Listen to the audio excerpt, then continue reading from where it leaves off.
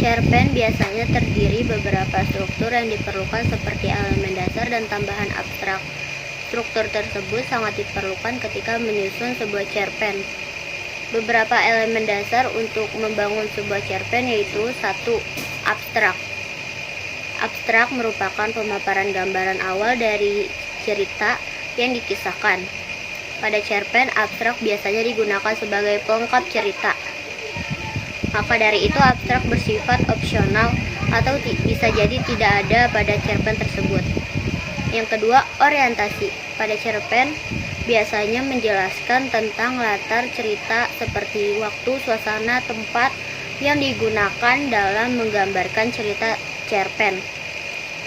Yang ketiga, komplikasi. Komplikasi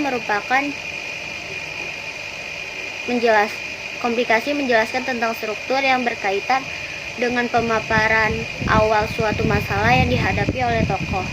Watak dari tokoh juga dijelaskan pada bagian ini. Selain itu, pada komplikasi juga menjelaskan urutan kejadian yang berhubungan dengan sebab akibat.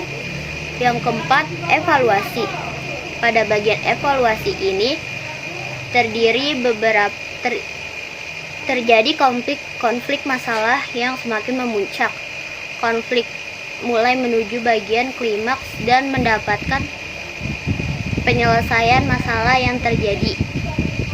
Dan yang kelima ada resolusi. Yang kelima, resolusi merupakan bagian akhir permasalahan yang terjadi pada cerpen. Pada bagian ini terdapat penjelasan dari pengarang mengenai solusi permasalahan yang dialami tokoh. Dan yang terakhir ada koda. Koda merupakan nilai atau pesan moral yang terdapat pada sebuah cerpen yang disampaikan oleh penulis kepada para pembaca.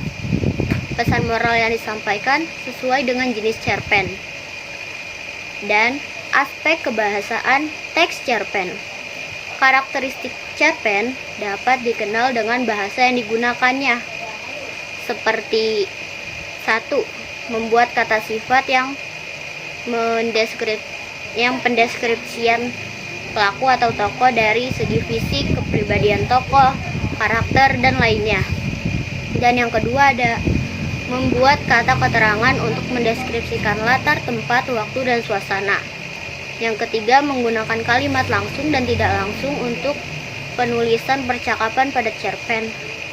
Dan yang keempat ada menggunakan gaya bahasa yang bersifat konotasi. Konotasi adalah kata yang mempunyai makna lain di baliknya, atau suatu makna yang berkaitan dengan sebuah kata. Yang kelima, bahasa yang digunakan tidak baku dan tidak formal. Dan yang terakhir, bisa menggunakan gaya bahasa permajasan.